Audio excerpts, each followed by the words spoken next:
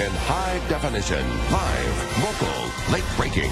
This is WALB News 10s, today in Georgia. New this morning, a crash in Daugherty County has left one person dead. We'll have the latest coming up in a live report. And 2 people are shot, one of them fatally outside a Valdosta restaurant. The new details we've learned from overnight. It's a nice start as you start off our morning. 74 degrees out the door, but things are going to be heating up in a hurry, and we're taking a run at 100 degrees.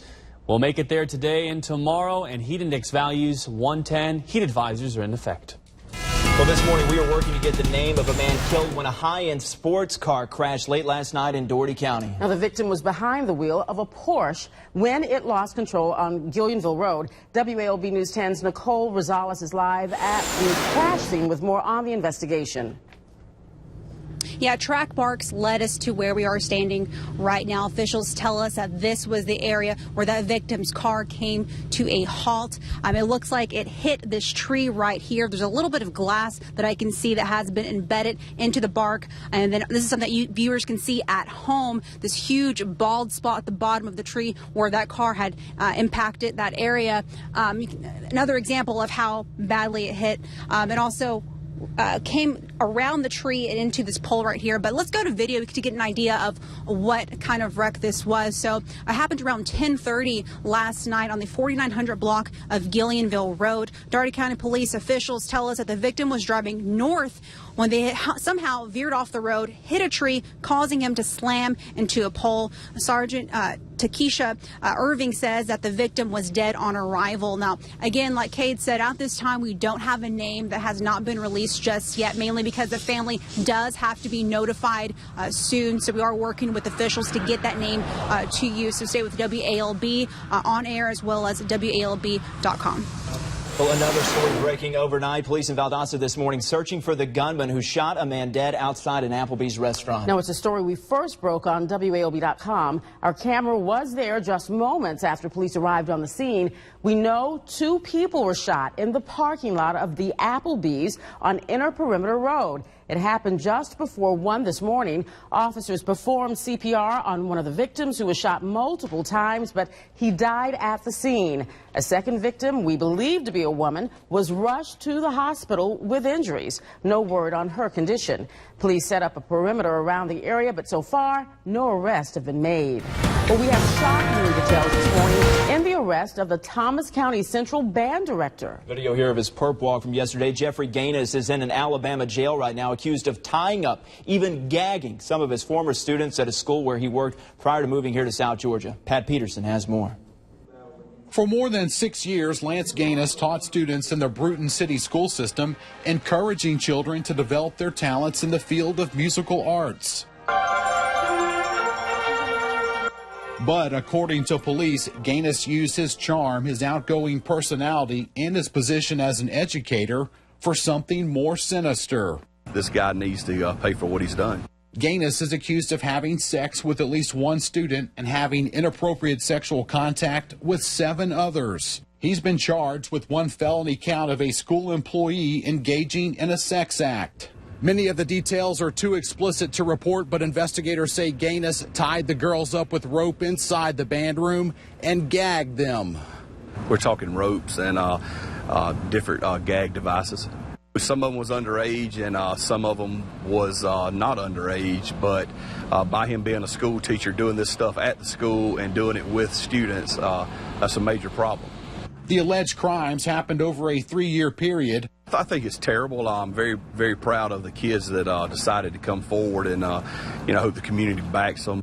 Gaines left his position as band director at T.R. Miller in June and was working at a school in Georgia when police arrested him yesterday. Bruton Police Chief Monty McGugan says Gaines confessed during the police interview. Did he show any remorse other than a confession? Absolutely none.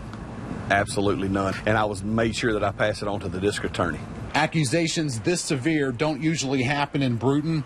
Folks here are stunned. I was quite shocked because he was nice and he done a lot of great things.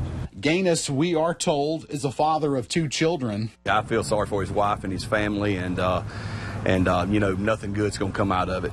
Gaines will be booked into the Escambia County Jail. He'll likely have a bond hearing tomorrow. We'll get ready for another scorcher. We could see near record readings over the next 2 days. Bring on fall, please. A high of 97 on Thursday.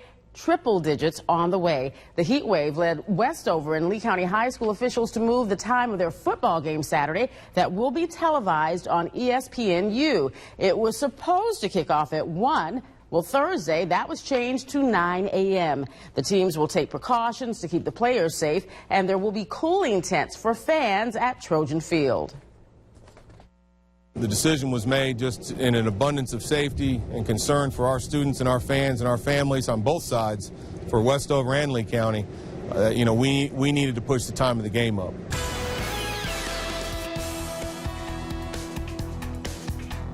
And as mentioned, it's pretty nice outside right now compared to where we're heading. It's 70 in America, 75 in Bainbridge, 71 in Albany, 73 Nashville, Homerville, Tifton, 74 Fitzgerald, 71 Valdosta, 73 Camilla and Cuthbert. So temperature-wise, pretty good. Thomasville, 73. We don't have much in the way of any cloud cover right now. We don't expect much cloud cover until we get late this afternoon. We'll keep a slight chance of a shower or storm. It's right around midday. We're going to be in the low to mid-90s, and our heat index values will be over 100, and we'll top off with these type of heat index numbers, 106 to 115. That 115 is a magic number for excessive heat warnings. Bainbridge, you're not under it, but just to the south and west in the Florida Panhandle, there are excessive heat warnings highlighted there in the bright pink. We've got a heat advisory that kicks in at noon, goes to 8 p.m. You want to be careful while you're outside. We'll talk about when this heat wave will break coming up. Deliberations will resume this morning in the trial of 2 men accused of robbing and murdering an Albany business owner. The jury began deliberating the fate of Jordan Harris and Ezekiel James Thursday morning. Prosecutors say Harris shot Walter Phelps in his hardware store July 3rd of 2010, and James drove the getaway car. Phelps died from his injuries a month later. These are the meanest, nastiest folks in the world today. And we have an obligation to protect our people on the ground in Iraq. And we should have been taking out ISIL weeks and weeks ago with airstrikes. Senator Saxby Chambliss speaking on the terror group ISIS, saying the militant group not only poses a threat to Iraq and Syria, but the United States as well. The U.S. government and military are showing new commitment this morning to strike down the radical Islamic militant group. And there is an international effort to track down the shadowy executioners of American journalist James Foley. Susan Solney reports. A new long-term military offensive opening in the battle against militant Islam in Iraq and possibly Syria, as the international hunt for the brutal killers from ISIS who executed American journalist James Foley intensifies. Officials at the Pentagon and the State Department preparing Americans for what could be an extended operation to crush the terrorist group and bring Foley's captors to justice. We are pursuing a long-term strategy against ISIL because ISIL clearly poses a long-term threat. U.S. military officials expect ISIS, also known as ISIL, to stage new offensives in Iraq and elsewhere, even as the FBI and Justice Department pursue criminal investigations. We'll work with our law enforcement, our intelligence, and our military partners to try to bring justice to the Foley family and bring the full force of the United States to bear on these savages. With concern growing about the fate of Steven Sotloff, a second American hostage held by ISIS, officials defended the failed rescue attempt into Syria last month. ISIS had demanded a ransom of $130 million for James Foley, something the U.S. refused to consider. The mission was executed flawlessly after a significant period of preparation and planning and rehearsal. And it turned out that the hostages were no longer at that location. Secretary Hagel also described ISIS as barbaric, saying they're a threat to every American interest in Iraq and beyond. Susan Solney, ABC News, Washington.